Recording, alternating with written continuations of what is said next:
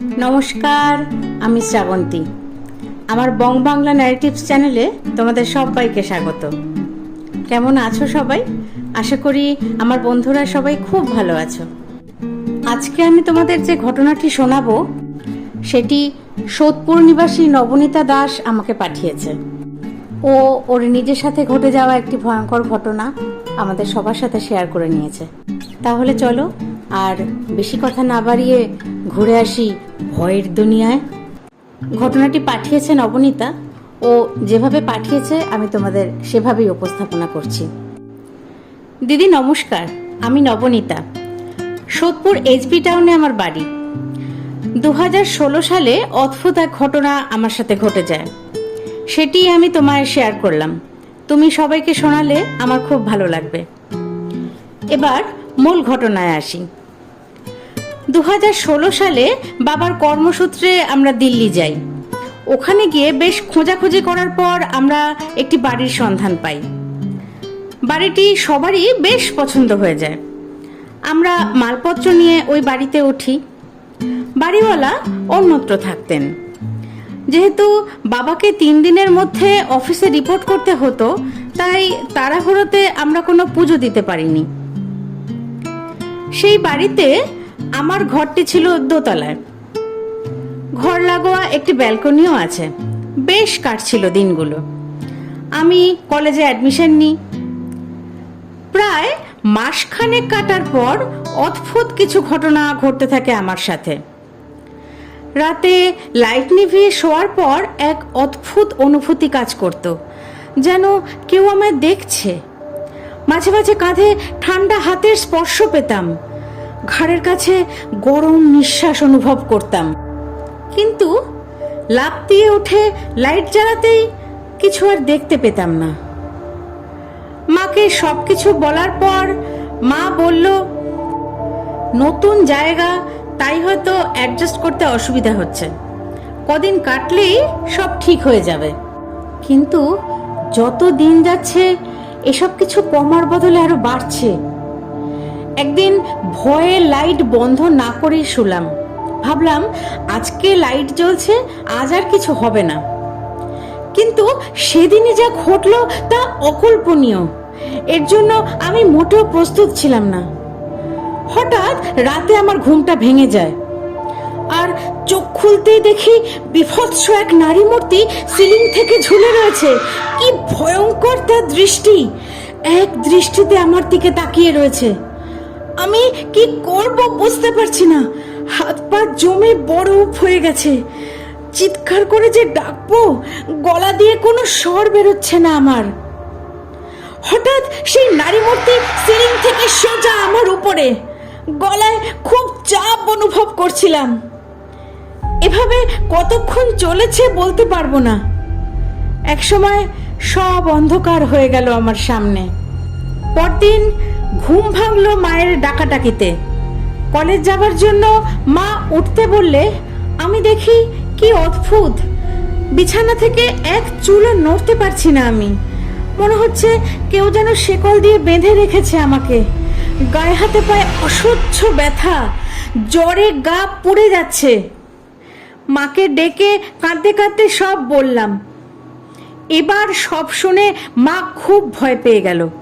নতুন জায়গায় এসে কি করবে বুঝতে পারছে না। বাবাকে সব ঘটনা বলার পর বাবাও আমার শরীরের অবস্থা দেখে বেশ চিন্তিত হয়ে পড়ল। অনেক ডাক্তার হসপিটাল করার পরও আমার শরীরের উন্নতি হচ্ছিল না। এই সময় একদিন আমাদের পাশের বাড়ির এক কাকিমা মাকে ডেকে কুশল মঙ্গল জিজ্ঞাসা করায় মা সব কিছু তাকে বলে। শুনে সেই কাকিমা মাকে যা যা বলল তা বিস্ময়ের অবকাশ রাখে না। তিনি বললেন, আমিও তো তাই ভাবছি যে তোমরা এই বাড়িতে ভালোভাবে আছো কি করে। আরে এই বাড়ির বউটা আত্মহত্যা করার পর থেকেই নানা উপদ্রব শুরু হয়। ওরা নিজেরাও তো তারপরে এখানে আর থাকতে পারেনি কো। এরপর কত ভাড়াটে এলো গেল, কেউ 1 মাসের বেশি টিকতে পারে না। সবাইকে ওই বউয়ের অতৃপ্ত আত্মা ভয় দেখিয়ে এই বাড়ি ছাড়া করেছে, বুঝলেন দিদি? এসব কিছু শোনার পর মা কি করবে বুঝতে না পেরে ওই কাকিমার কাছেই সাহায্য চাইল। কাকিমা এক গুণিনের খোঁজ দিলেন। গুণকে দেখানোর পর তিনি আমাকে একটি মাদুলি আর জল পোড়া দিয়েছিলেন। কিন্তু 7 দিন কাটতে না কাটতেই আমি আবার সেই নারী মূর্তির অস্তিত্ব বুঝতে পারলাম। এক রাতে আমি কেমন অদ্ভুত ঘোরের মধ্যে সেই নারী মূর্তির হাতছানিতে বাড়ি থেকে বের হয়ে যাই। বেশ অনেক দূর চলে গেছিলাম। হঠাৎ একটি পাথরে হোঁচট খেয়ে আমার সম্বিত ফিরল। দেখলাম পুরো ফাঁকা রাস্তায় আমি একা দাঁড়িয়ে। ভয়ে দিক বিদিক জ্ঞান শূন্য হয়ে আমি পাগলের মতো ছুটতে লাগলাম বাড়ির উদ্দেশ্যে। সমানে পিছন থেকে ভেসে আসছে নারী কণ্ঠের অট্ট হাসি। বাড়ির কাছাকাছি এসে দেখি বাবা মা উদ্বিগ্ন মুখে আমায় খোঁজাখুঁজি করছে। ওদের থেকে শুনলাম প্রায় 1 ঘন্টা হতে চললো ওরা আমাকে খুঁজছে। এরপর কোনোভাবে প্রচন্ড উৎকণ্ঠায় সেই রাতটা।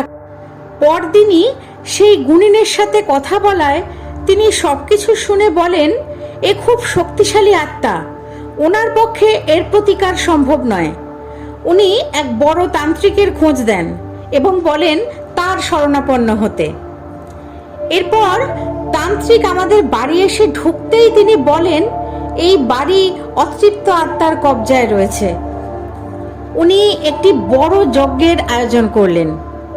সেই যজ্ঞে উনি কি কি করেছিলেন সেসব বলে আমি ঘটনা দীর্ঘায়িত করতে চাই না। যজ্ঞের শেষে উনি যজ্ঞের ছাই বাড়ির চারিদিকে ছড়িয়ে দেন এবং বাড়ি বন্ধন করে দেন। আমাদের সবাইকে মাদুলি ধারণ করান আর বলেন যে ঘরে ওই বউটি আত্মহত্যা করেছিল সেটি আমার ঘর ছিল। সে এ বাড়ির মায়া কাটিয়ে যেতে পারেনি, তাই ওই ঘরে আমাকে দেখে সব আক্রোশ আমার উপর এসে পড়ে এবং আমাকে ওর সাথী বানিয়ে নিতে চেয়েছিল। যাই হোক, এরপর তান্ত্রিকের কথা মতো আমরা কিছু উপাচার মেনে চলি, আর এরপর আমাদের সাথে আর কিছু ঘটেনি। তবে অবশ্যই আমি আমার ঘরটি পরিবর্তন করে নিয়েছিলাম, কারণ সব শুনে ওই ঘরে থাকার মতো সাহস আমার আর ছিল না। দিদি, এরপর আরো 2 বছর আমরা ওখানে ছিলাম, কিন্তু আর কোনো অসুবিধা হয়নি। 2019 সালে আমরা আবার কলকাতায় ফিরে আসি। দিদি, এই ছিল ঘটনা।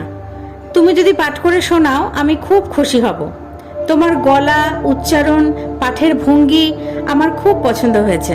তুমি আরো এগিয়ে। তো এই ছিল নবনীতার পাঠানো একটি দুর্দান্ত ঘটনা। নবনীতা, তোমায় অনেক ধন্যবাদ তোমার সাথে ঘটে যাওয়া এত ভয়ঙ্কর একটি ঘটনা আমায় পাঠানোর জন্য এবং আমার সাথে সাথে সকল বন্ধুদের সাথে শেয়ার করে নেওয়ার জন্য। তুমিও খুব ভালো থেকো এবং আরও অনেক অনেক ঘটনা আমাদেরকে পাঠাতে থেকো। তাহলে বন্ধুরা, তোমাদের কেমন লাগলো আজকের ঘটনা? পুরো ঘটনাটি নিজের সাথে উপলব্ধি করতে পারলে কিন্তু বেশ ভয়ঙ্কর ব্যাপার, তাই না? তার কারণ আমি আগেও বলেছি এবং আবারও বলছি, আমার মনে হয় যার সাথে বা যাদের সাথে এই ঘটনাগুলো ঘটে তারাই একমাত্র ব্যাপারগুলো বুঝতে পারে যে ব্যাপারটি কতটা ভয়ঙ্কর। না হলে আমাদের সবার মনেই ধারণা আছে ভূত বলে কিছু নেই। যদিও আমি কারোর এই ধারণা বদলাতে চাইছিও না, তবুও যার সাথে ঘটে যায় সেই একমাত্র বুঝতে পারে কতটা ভয়ঙ্কর ব্যাপার। তো যাই হোক, তোমাদের কেমন লাগলো আজকের ঘটনা আমাকে প্লিজ জানিও। আর ঘটনা যদি ভালো লাগে তাহলে লাইক, কমেন্ট, শেয়ার করতে ভুলো না। তোমাদের কাছেও যদি এমন বিভিন্ন ঘটনা জানা থাকে বা তোমার আত্মীয় স্বজন, বন্ধু বান্ধবদের কাছ থেকে সংগ্রহ করতে পারো, তাহলে আমাকে পাঠিয়ে দিও। ডেসক্রিপশন বক্সে আমার ইমেল আইডি দেওয়া আছে। আমিও তাহলে সেই সব দুর্দান্ত ঘটনাগুলি সবার সাথে শেয়ার করে নিতে পারবো, সবার সাথে সেই ঘটনার সাক্ষী থাকতে পারবো। আর এরকম আরও অনেক ঘটনা জানতে আমার বং বাংলা ন্যারেটিভস চ্যানেলটিকে সাবস্ক্রাইব করে আমার পাশে থেকো সবাই বন্ধুরা। সোমবার আর শুক্রবার সন্ধে 6টা মানে বং বাংলা ন্যারেটিভসের তরফ থেকে অনেক অনেক ঘটনা। তাহলে আজ এ পর্যন্তই। সবাই খুব ভালো থেকো, সুস্থ থেকো। আবার আরেকটি ঘটনা নিয়ে চলে আসবো আগামী দিনে। ধন্যবাদ।